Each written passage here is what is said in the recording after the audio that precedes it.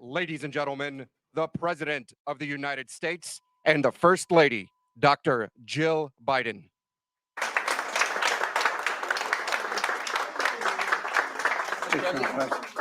I got to talk to you.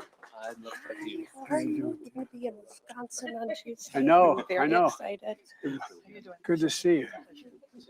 Man, how are you? It's great to see Nice to see you. How you doing? I feel silly sitting down in front of all of you here.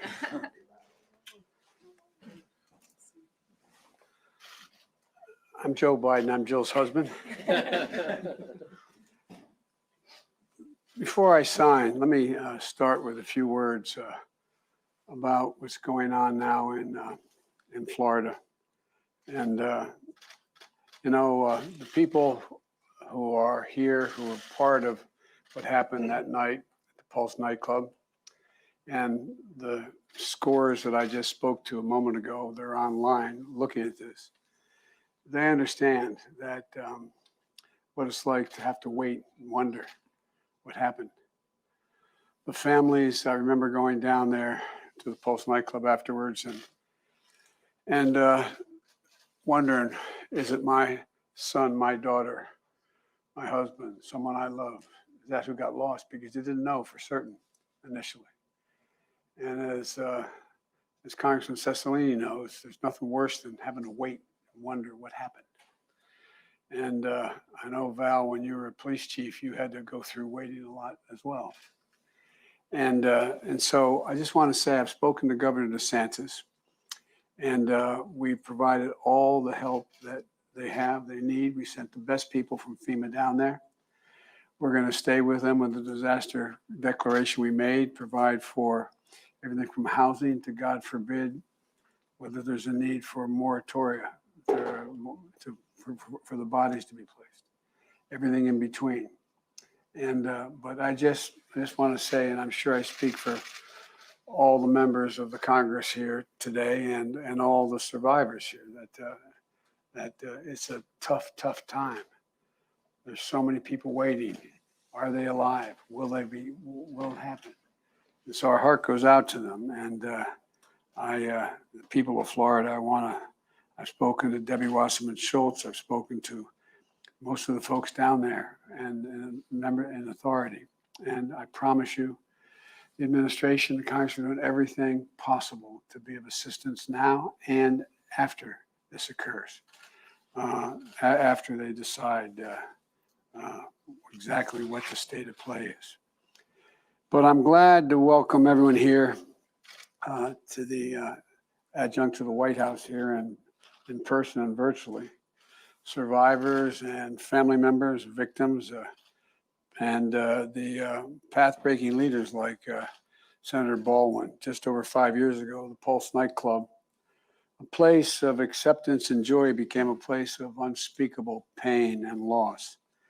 And we'll never fully recover, but we'll remember.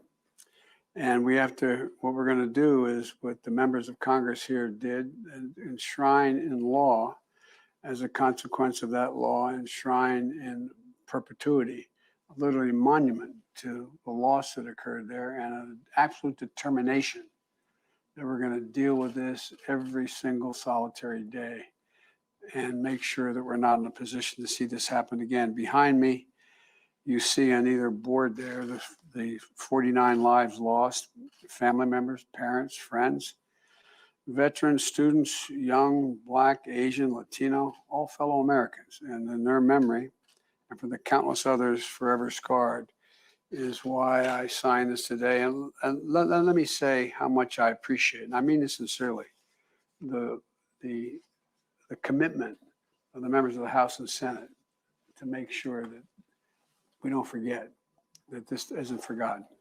Now, there's a tradition when a bill is signed that the president gives a signing pen to each of the people who had something to do with the law or the decision being made in the first place.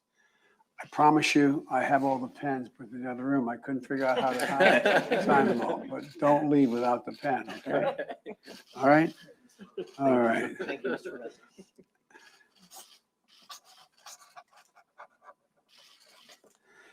May we never have to sign another, no president ever have to sign another monument like this. Thank you. Thank you.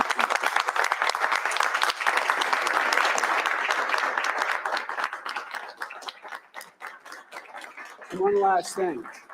As I said to the survivors and those who lost folks a little earlier in private, you know, what the Congress has done means a great deal, and it's important, but it's really hard. It brings back everything as if it happened yesterday.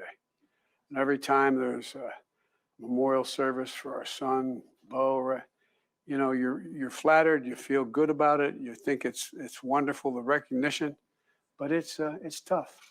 It's as if it happened yesterday. It happened the day before. It happened the moment you're signing. So I want to thank the folks who are here and the folks who are survivors who are on Zoom with us. I want to thank them for their courage.